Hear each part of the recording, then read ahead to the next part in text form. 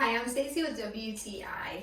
What better way to add in some final touches into your bathroom than this awesome soap dispenser? This is from Wladipw, and this soap dispenser is so pretty and elegant looking, but it does all of the dispensing for you. This automatic soap dispenser comes with a cord and you can charge it up.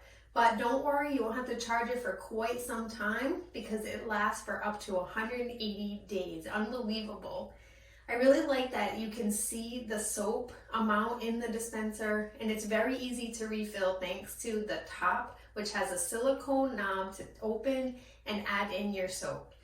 You do want to take note that you want to make sure that your soap is not super thick soap. So if you're using just regular hand soap refill, add in some water and then you'll find that it comes out very easily. This dispenser also has a clock and it has 3 options for dispensing. So 1, 2, and 3, and you can easily adjust how much soap that you want to come out. I really love that feature because my daughter tends to just go through gobs of soap, so this really makes sure that your hands are clean without using too much extra soap.